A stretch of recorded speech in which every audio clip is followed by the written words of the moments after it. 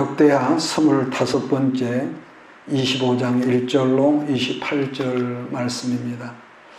우리는 지금 역대기를 계속 보고 있지만은 이런 말씀을 볼 때에 흔히 하는 말로 타산지석, 이런 우리가 그 반면교사라든지 이런 말을 생각을 하게 합니다. 그래서 우리가 오늘 25장을 같이 읽었는데 이 전체적인 말씀의 제목을 굳이 잡는다면은 하나님께 주신 복을 자기 힘으로 지키려는 어리석은 사람을 본문에서 이제 발견하는 거죠. 자, 그러면 먼저 아마샤라는 이름이 뭐냐 그러면은 하나님은 강하시다. 그 아버지 아사가 이제 아들 이름을 지어준 거죠. 그런데 아마샤 왕도 오늘 우리가 본문을 봤지만은 자기 아버지 요아스와 이 엇비슷한 길을 걷는데 처음 시작할 때는 좋았거든요. 처음 시작할 때는 좋았어.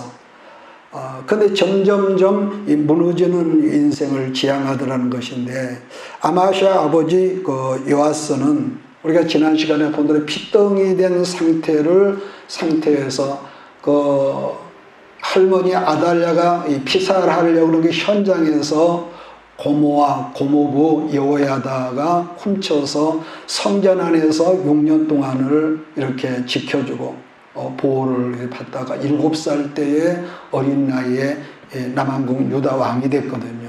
그래서 제사장 여호야다가 생존에 있는 동안은 이 요아스가 여호와를 섬기고 또 백성들을 말씀대로 잘 다스렸는데 문제는 멘토였던 제사장 그 여호야다가 죽은 다음부터 그야말로 추악한 변절자로 타락하는 삶을 살다가 이게 죽었던 거죠.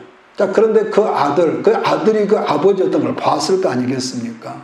그런데 아버지 요아스가 비참하게 끝나고 다윗성에는 장사되었지만 열왕들은 묘실에도 묻히지 못하고 왕같지도 않는 왕이라는 그 이미지를 백성들이 심어주는 불행한 일을 당했다.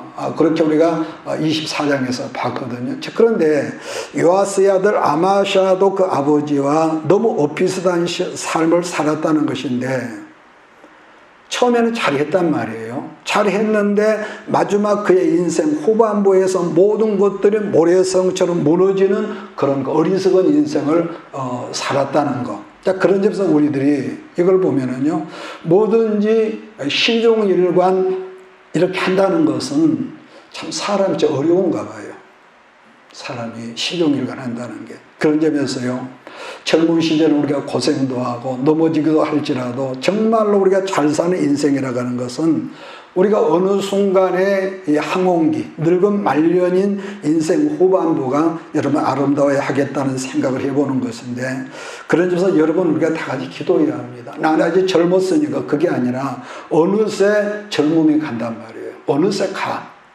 그래서 우리가 어떤 기도를 해요? 하나님, 내 신앙이 죽는 날까지 순수한 신앙으로 변함이 없게 도와달라는 기도를요 늘 해야 합니다. 내가 명예가 올라가든지 물질이 많아지든지 아니면 무슨 교인들이 많아지든지 거기에 내가 생각이 어떻게 빠지지 않고 신앙이 죽는 날까지 순수함으로 변질되지 않게 해달라고 우리가 이 기도를 꼭 해야 합니다. 왜냐하면 구원받은 사람으로서 이것만큼 큰 복도 없다고 여겨지기 때문이죠.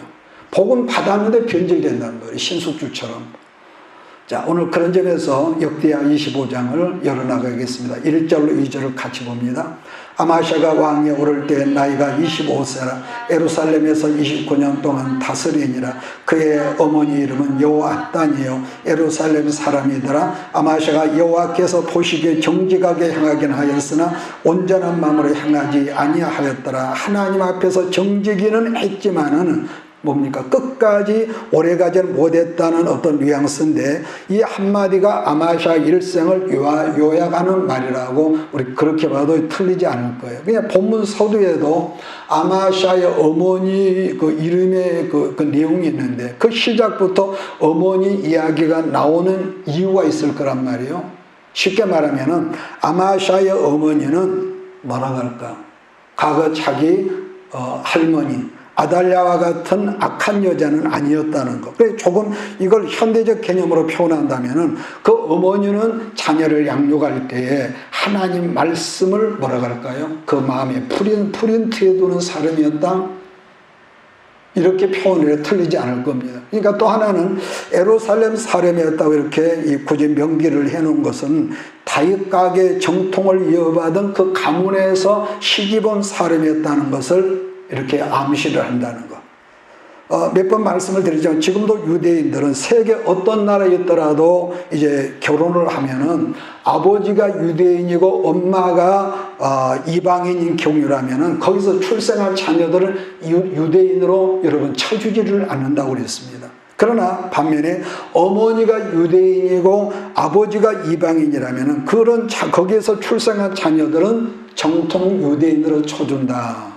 왜냐하면은 신앙교육, 즉 영적인 교육은요, 물론 아버지도 하겠지만은 그러나 자자 손수 어머니가 신앙교육을 하기 때문이라는 거예요. 근데 물론 개중에는 물론 돌연변이 같은 그런 자식도 있겠지만은 지금도 우리가 사는 현실 사회에서도 그러는데 거의가 자녀들은 어머니의 신앙을 그 계통을 이어받는 경우가 더 많습니다. 그렇기 때문에 그 어머니의 신앙이 날라리라고 하면 표현상 거의 틀림없이 그 자녀들 신앙도 엄마를 닮아간다는 거죠. 물론 경우에 따라서 그렇기 때문에 아주 듣기 싫은 말일 수도 있겠지만은 여러분의 자녀들이 남의 자녀들보다 지혜가 특출하고 아주 영리하고 공부도 잘하고 그래서 좋은 학교에 명문을 나가지고 직장도 훌륭하고 뭐 돈도 잘 벌고 그런데 몇 번이 말을 했죠.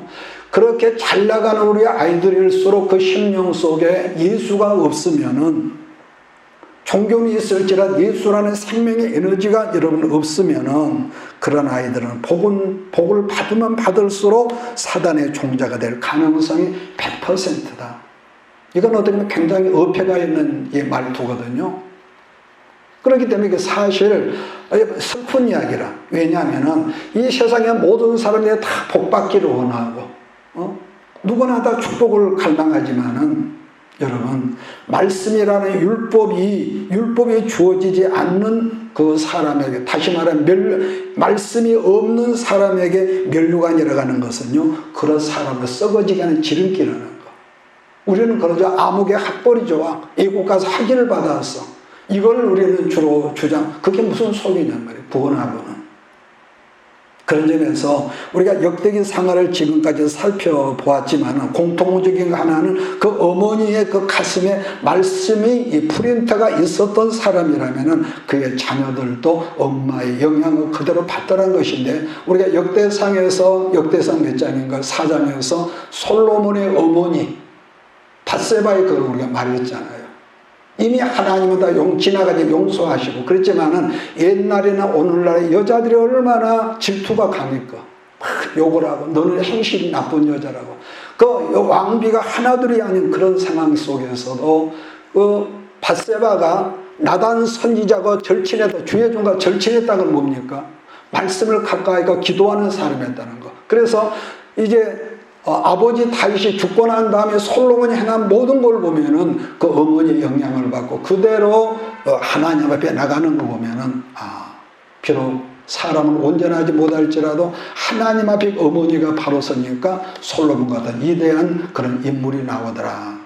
그걸 보는데 자 그 다음으로는 이어받은 말씀의 프린트와 자기 생각이 뭐가 있느냐 갈등을 합니다.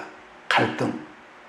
쉽게 예를 들면은 내가 하나님의 약속이라는 말씀을 붙들어야 하는데 이걸 좀 다르게 말하면 아브라함의 경우도요 하나님 앞에서 약속은 받았지만서도 응답이 빨리 이루어지기라니까 자기 집에 있었던 모습 다메섹 사람 엘리에셀을 양자로 삼으려는 자기 생각을 하나님께 털어놓지 않냔 말이에요. 또 바울의 경우도 로마서 7장 18절의 말씀 보면 내 속 곧 내 육신에 선한 것이 거하지 않은 줄 아느니 원함은 내게 있으나 선을 행하는 것은 없노라. 내가 원하는 바 선을 행하지 아니하고 도리어 원하지 아니하는 바 악을 행한다는 그 말씀이 있거든요. 그러니까 사람은요 이상합니다. 말씀이 내 안에 들어오면 이상한 갈등이 일으켜. 그 선을 넘어가 모르는데 하나님 말씀인 줄 알아. 그런데 말씀인 줄 아는데도 이게 갈등이 막 일어난단 말이에요. 그처럼요, 영으로 타고냈던 이 사도 바울 같은 사람도 자기 속에 또 다른 자기 어떤 것이 있었다는 것을 이 고백을 한단 말이에요, 바울이. 그러면 오늘 말씀을 여러분과 나라고 다르겠느냐?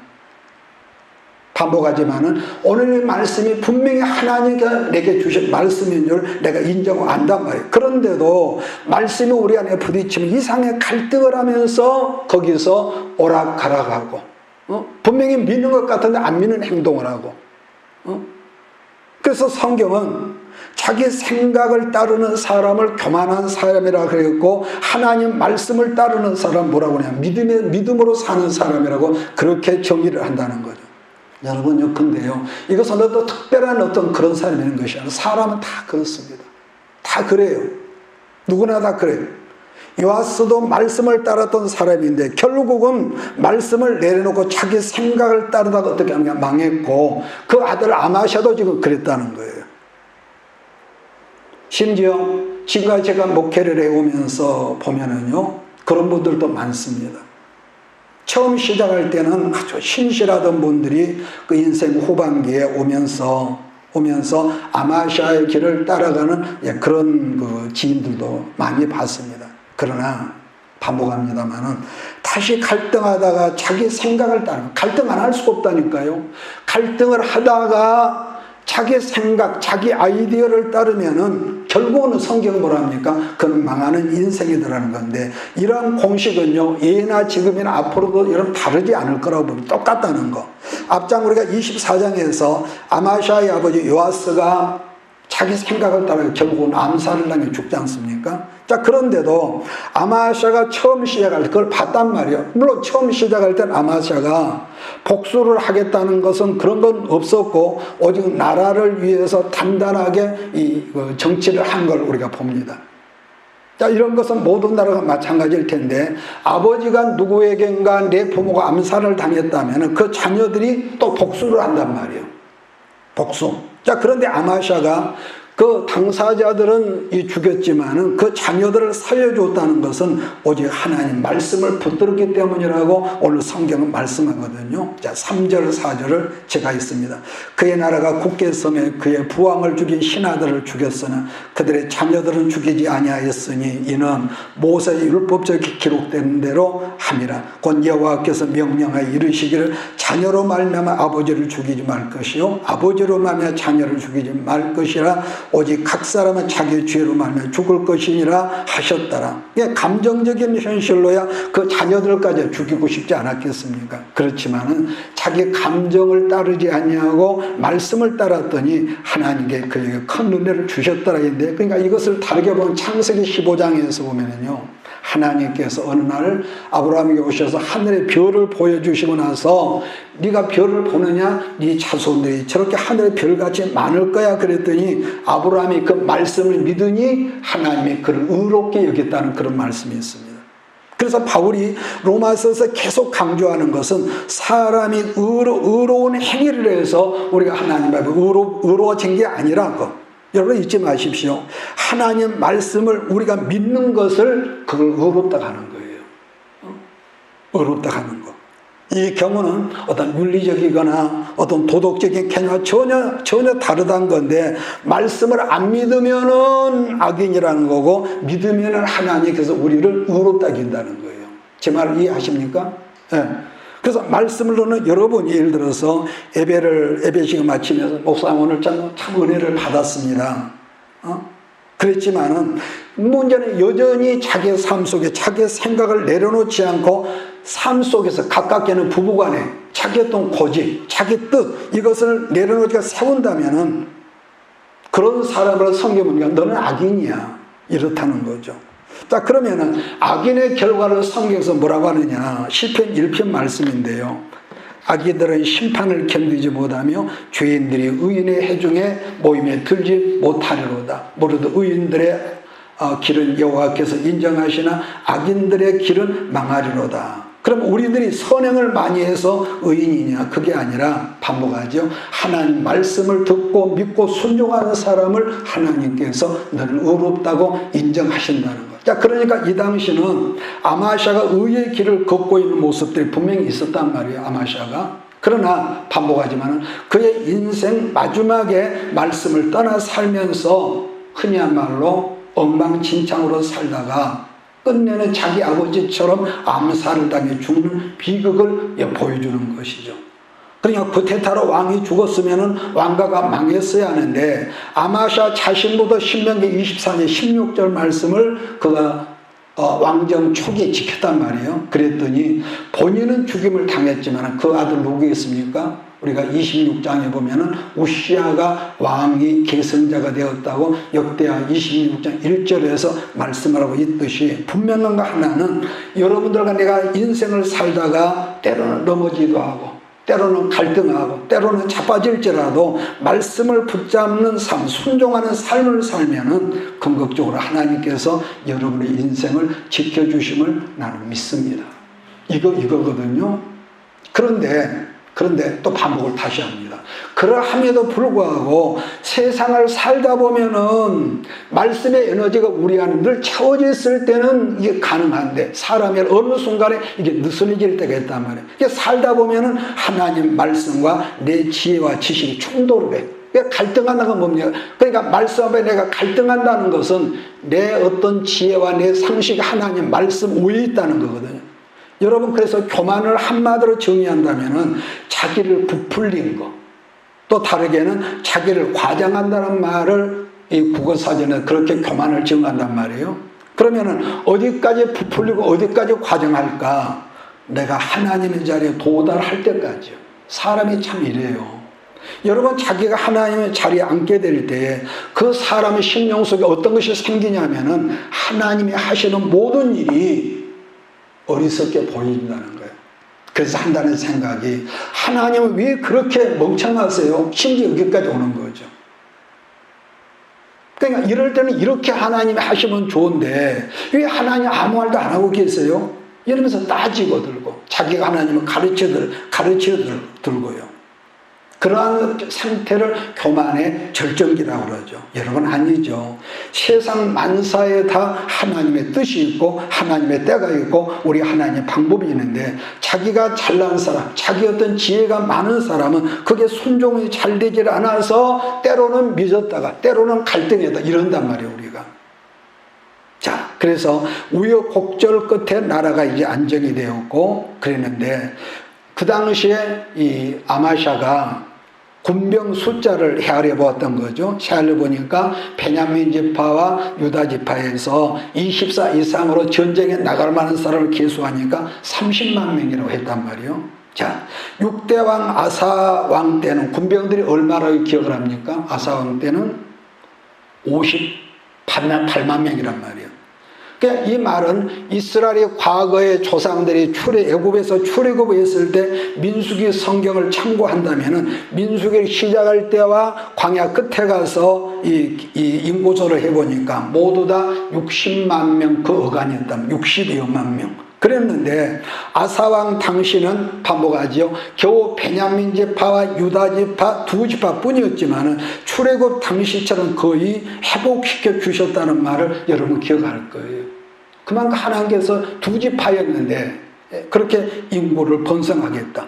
반복하지만은 이스라엘이 12지파에서 솔로몬의 범죄로 말미암아 르호보암 때 남북왕국에 갈라지고 북쪽은 10지파, 남쪽은 2지파.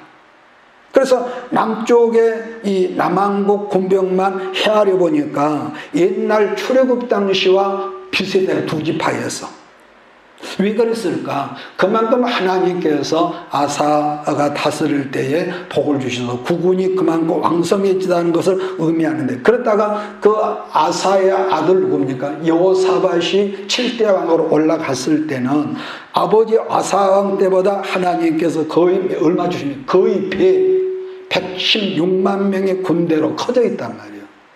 감히 그러니까 두 지파에 상상도 할 수 없을 만큼 이렇게 인구가 이렇게 늘어난 거죠. 자, 그럼에도 불구하고요, 여호사밧 왕 때 엄청난 외세 침공으로 나라가 이제 흔들릴 상황에서 여호사밧이 전쟁터에서 성가대 가운을 입혀가지고 레이지파를 앞장서 찬송하라고 기도하고 하나님 말씀을 붙들고 보라가 골짜기는 여러분 절망의 골짜기인데 찬양을 거기서 이어서 찬양으로 이겼다고 그래서 찬양의 골짜기 또는 여호사밧의 골짜기라는데요. 그래서 여호사밧이 말씀과 기도와 찬양으로 엄청난 적들을 이겨냈다고 그랬거든. 그러니까 성경은 찬양이 커질수록 자중질환이 일어나서 그 사람들이 망했다고 그랬단 말이에요. 그렇다면 그러한 상황에서도 지금 우시아가 하나님, 우리 지금 30만 명밖에 안 되지만은 이 30만 명도 모세의 손에 잡힌 능력의 지팡이처럼 하나님 우리 군대를 사용하여 주시를 믿습니다 얘기했는데 거기서 아까 말한 자기 아이디어가 나온 거죠. 잔머리가 나오더니 북왕국 이스라엘에서 은돈 100달란트를 줘가지고 용병 10만 명을 용병을 불러가지고 남왕국 30만 명, 북왕국 10만 명 이렇게 해서 40만 명으로 에돔 사람들 전쟁을 하려고 지금 준비를 하고 있단 말이에요. 5절로 6절을 제가 있습니다. 아마시아가 유다 사람들을 모으고 그 여러 족속을 따라 천부장들과 백부장을 세우되 유다와 베냐민을 함께 그리하고 20세 이상으로 기수하여 창과 방패를 잡고 능히 전쟁에 나갈 만한 자 30만 명을 얻고 또 100달란트로 이스라엘 나라에서 큰 용사 10만 명을 고용하였더니 그랬더니 한 무명의 선지자가 또 나타나서 한다는 말이 북왕국 군대와 왕이 연합해서 이 전쟁을 한다면 하나님이 이 전쟁에 함께하지 않을 것이라는 경고의 말씀을 하죠. 그러면서 또 한다는 말이 하나님은 돕기도 하시지만은 망하기도 하시는 하나님이다. 이렇게 무서운 말씀을 한단 말이에요. 그랬더니 아마시아가 한다는 말이 선지자님 이미 우리가 엄청난 돈 100달란트를 북왕국에 주었는데요. 어떻게 할까요? 걱정을 하니까 주의 종 선지자가 뭐라고 합니까? 하나님은 그보다 더 많이 왕에게 주실 수가 있습니다. 그렇게 해서 그러한 상황에서 엄청난 돈도 지불했고 왕이 전쟁을 벌리겠다고 군병들과 더불어서 칼을 뽑았는데 망설이는 걸 보지 않습니까? 그랬었지만은 북왕국 10만 명의 용병들에게 이 선지자의 말을 듣고 아마시아가 전부 다 너희들 집으로 가거라. 그러면은 지난번에도 제가 한번 말했던 것 같아요. 그런 상황에서 왕의 결정이 쉬울 수 있었을까? 아니요. 절대로 쉽지 않았을 것입니다. 그런데 이런 경우는 말세도 지금 얼마든지 그럴 수 있다는 것인데 여러분들이 혹 이 다음에 어떤 일을 벌려놓고 이미 잘못해서 물은 엎질러져 있는 상황이랄지라도 하나님께서 아니야 그러면은 하지 마라 그러면 아마시아 왕의 결정을 모방해서 따르는 지혜가 여러분에 있기를 바랍니다. 하나님께서 아니라고 하면 하지 마세요. 자, 그 말씀이 역대하 25장 7절로 9절입니다. 같이 읽습니다. 어떤 하나님의 사람이 아마시아에게 나와서 이르되 왕이여 이스라엘 군대를 왕과 함께 가게 하지 마옵소서. 여호와께서는 이스라엘 온 에브라임 자손과 함께 하지 아니하시나니 왕이 만일 가시거나 힘써 싸우소서. 하나님의 왕을 적군 앞에 엎드러지게 하시리다. 하나님은 능히 돕기도 하시고 능히 피하기도 하시나니 하니 아마시아가 하나님의 사람이 이르되 내가 100달란트를 이스라엘 군대에 주었으니 어찌할까? 하나님의 사람이 이르되 여호와께서 능히 이보다 많은 것을 왕에게 주실 수 있나이다 하니라. 절대로 쉽지 않은 일이었지만 엄청난 손해를 감수하면서도 아마시아 왕이 하나님 말씀에 의해서 북왕국 용병들을 돌려보냈다는 말씀을 본문에서 한단 말이에요. 그렇다면 이게 어떻게 가능했겠느냐 하는 점인데 창세기 15장 6절 뭡니까? 아브라함이 여호와를 믿으니 하나님께서 그를 의로 여기셨다. 그 한마디 말씀이 아마시아의 가슴에 이 프린트되어 있었을 것이다. 객관적으로 이렇게 보는 거죠. 여러분 여호와를 믿으니라는 그 한마디 말씀이 말세를 사는 우리로 하여금 의의 길을 살게 한다는 걸 믿으십시오. 때로는 이성적으로 인정이 안 될지라도 하나님 나는 믿습니다. 주께서 나와 함께 하시면 믿습니다. 늘 이렇게 말을 하십시오. 그러면 그 자체를 하나님께서 우리를 아신단 말이에요. 그럼에도 불구하고 우리를 의롭게 여기심을 믿습니다. 그래서 그런데 하나님께서 아브라함을 의롭게 여기셨다고 그렇게 했는데도 아브라함이 어떤 행동을 하는 줄 아십니까? 아까 말한 대로 하나님을 믿었다가 자기 잔머리를 믿었다가 갈팡질팡 하다가 결국은 어떻게 하죠? 하갈을 통해서 이스마엘을 이삭 대용으로 얻었다. 하나님 혼주를 하잖아요. 혼주를 하. 여러분, 인생은 아무리 이렇게 성령이 충만해도요, 때로는 갈등한다. 왜? 그게 인간이니까. 안 그럴 것 같죠? 인간이니까. 자, 그런 까닭에 잠언 기자가 이런 말씀을 하거든요. 잠언 24장 16절 보니까 대적 의인은 그 다음에 7번 넘어질지라도 다시 일어나거니와 악인은 재앙으로 말미암아 엎드러지느니라. 그렇다면 지금 잠언 기자가 말씀하는 악인과 의인의 기준은 뭘까? 그러니까 반복하지만 선한 행실을 많이 했 것이 아니라 오직 말씀을 믿음으로 사는 사람을 하나님께서 의인이라고 한 것이고, 반대로 자기 잔머리로 사는 사람을 뭐라고 하느냐? 악인으로 했다는 말씀인 거죠. 자기 생각으로. 뿐만 아니라 우리 하나님, 우리로 하여금 어떻게 살아야 하는가를, 여러분을, 나를 이 세상에서 택하시고 부르실 때 이미 정해 놓으셨대. 너는 어떻게 살아야 해?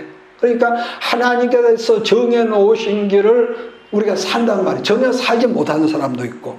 그래서 시편 37편 우리가 한번 찾아봅시다. 시편 37편 23절로 24절. 그래서 문제는 하나님께 정해놓으신 길을 가고 있는 그런 특별히 선택된 사람이라 할지라도 넘어질 수 있다고 말한다는 거예요. 참 이상하거든요. 우리는 일반적으로 말하기를 성령 충만, 예수 오래 믿어서 안 넘어진다고.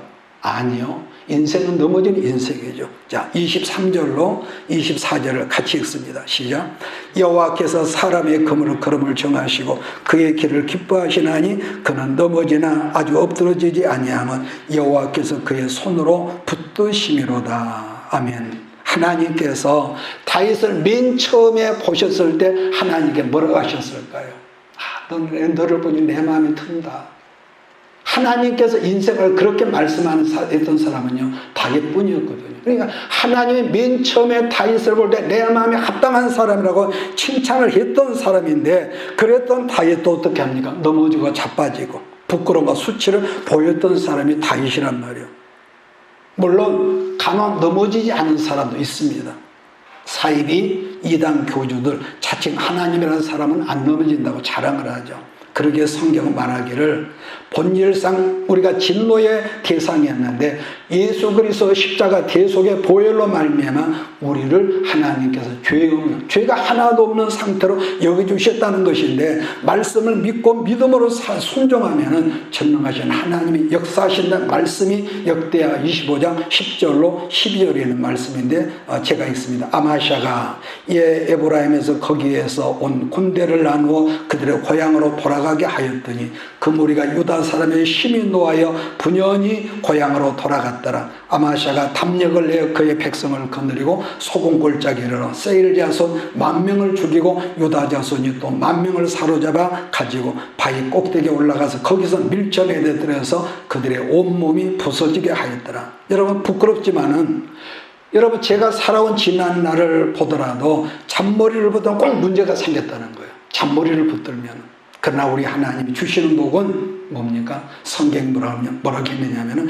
잠언 10장 20절에 보면은 여호와께서 주시는 복은 사람을 부하게 하고 근심을 겸하여 주지 아니한다고 그랬습니다. 여러분, 그래요. 하나님께서 믿음으로 말씀을 순종하는 사람에게 부어주시는 복은 회전하는 그림자도 없다고 했는데, 다르게는 일절 어떤 부작용이 없대요. 부작용이 없대. 자, 역대하, 그래서 우리가 성경을 쭉 25장을 읽다 보면은 13절 말씀을 다소 부작용이 있었지만은, 그러나 아마샤가 순종하는 데 있었기에 엄청난 승리를 맛보았다는 아주 중요한 교훈적 말씀을 우리가 보는데요. 근데 조금 전에도 언급을 했지만은 인간으로는 넘어지지 않은 사람 한 사람도 없었다는 것이기에 여기까지는 괜찮습니다. 12절까지는.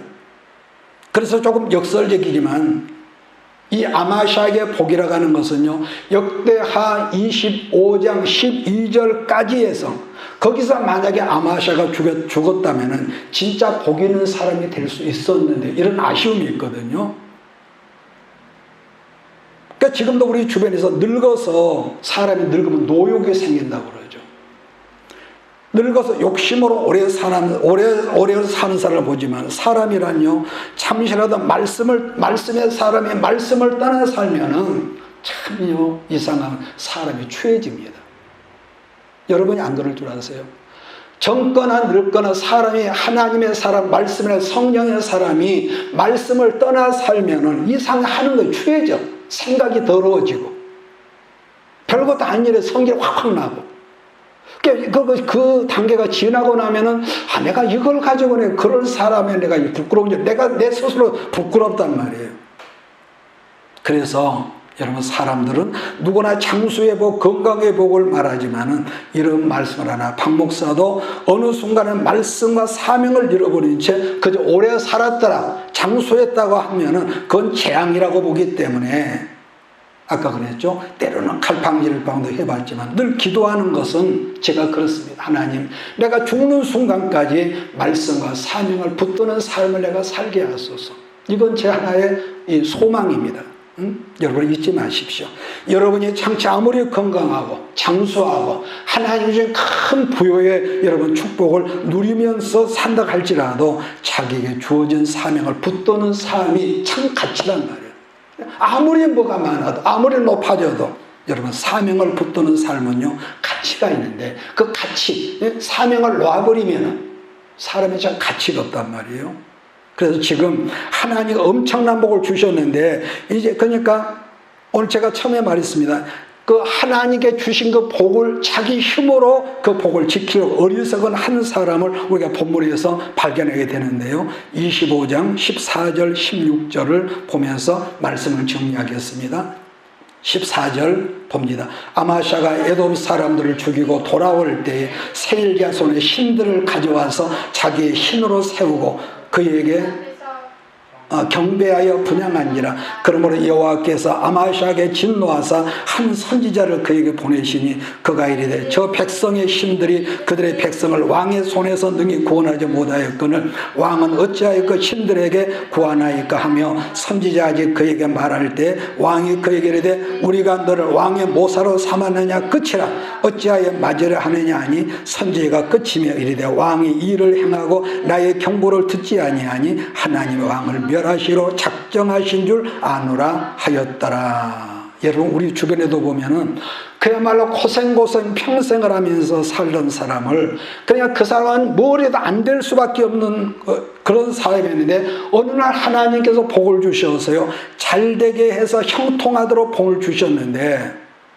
그랬는데 하나님께 값없이 부어준 축복을 자기 힘으로 그 복을 지키려고 하는 사람이 있죠. 자기 힘으로, 자기 능력으로.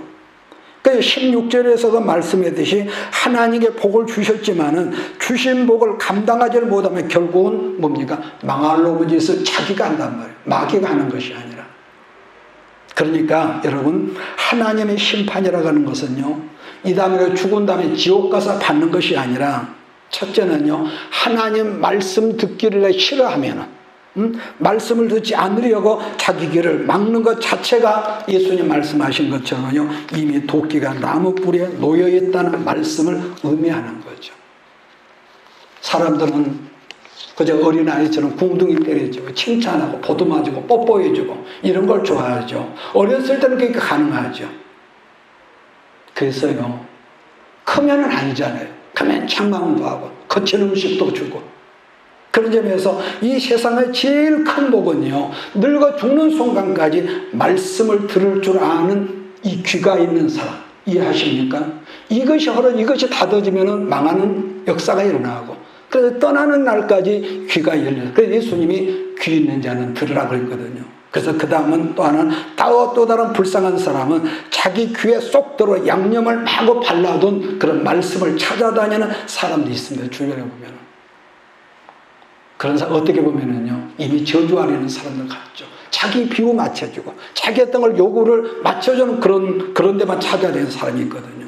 그러니까 지금 아마샤가 하나님 말씀 순종해서 도무지 이길 수 없는 전쟁에 이겼는데, 지금 이기고 나서 말도 안 하는 지금 짓거리를 하고 있는데, 제가 옛날에 알던 어떤 목사님이 그런 말 하더라고요.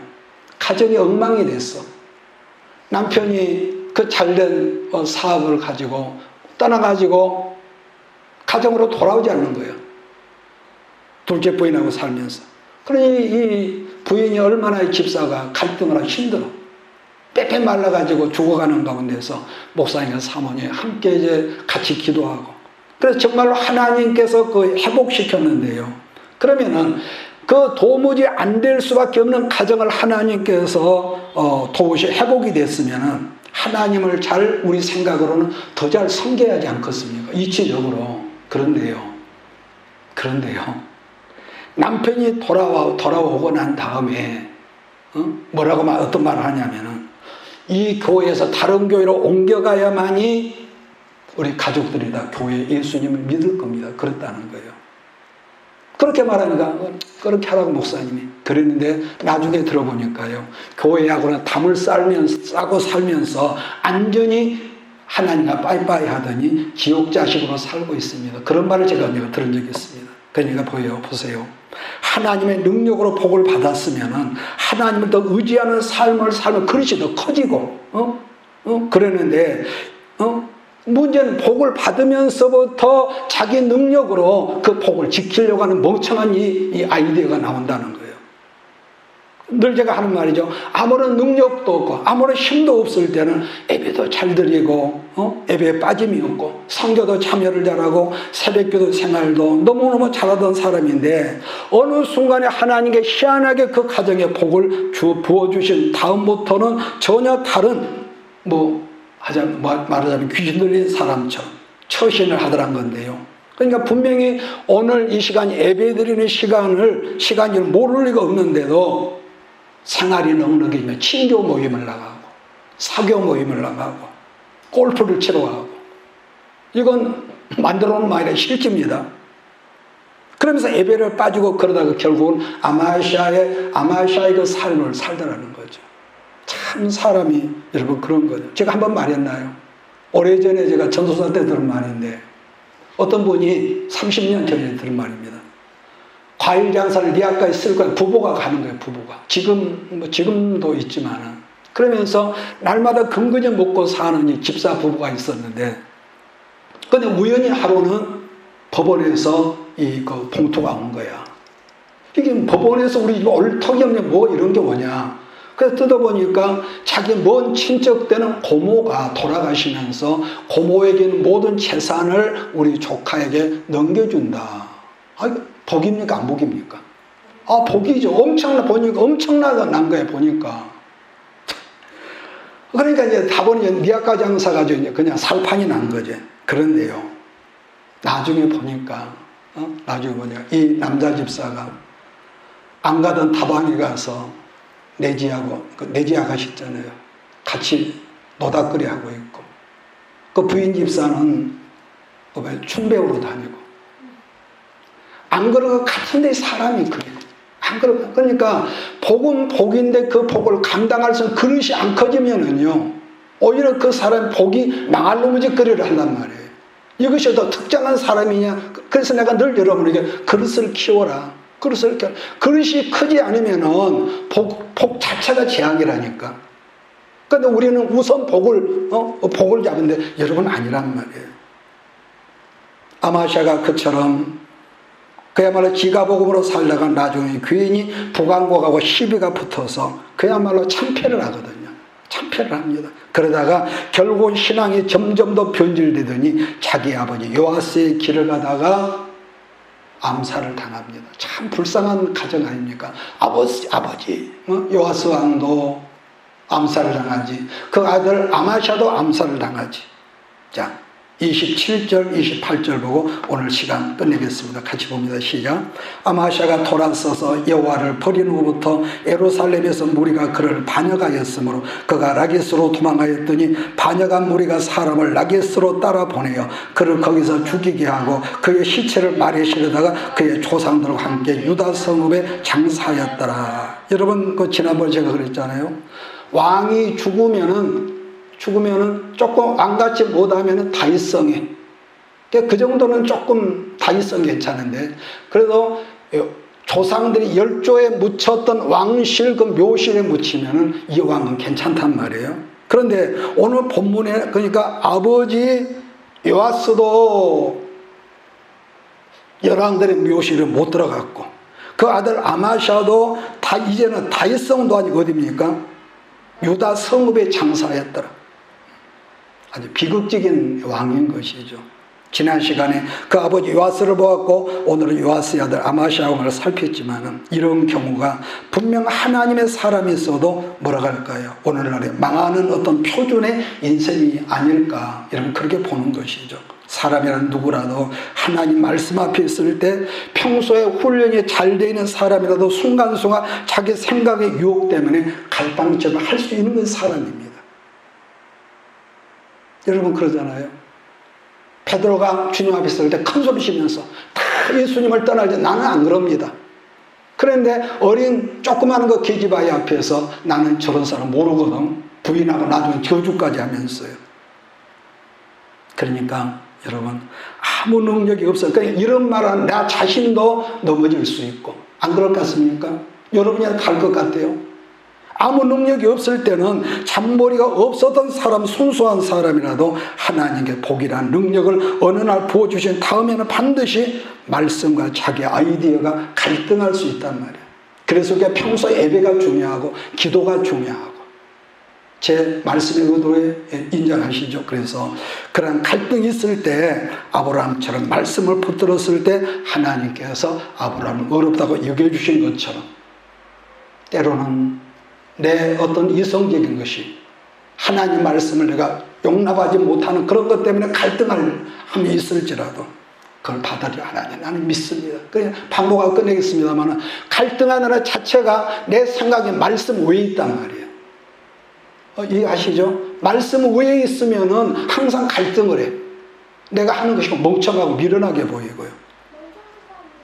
아무쪼 이러한 교훈적인 말씀이 여러분 가슴에 잘 프린트가 되어서 죽는 순간까지 이 세상을 떠나는 날까지 여러분을 좋고 선한 축복의 길에 인도하는 에너지가 되어서 여러분을 지켜주면 나는 믿습니다. 기도하겠습니다. 내가 너와 항상 함께 하리라. 내가 너를 지키리라. 실망치 말고 나를 보아라. 나는 너의 하나님이라. 실망치 말고 나를 보아라. 나는 너의 하나님이라.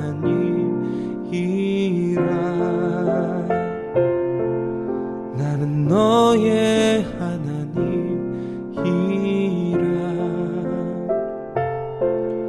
나는 너의 하나님이라.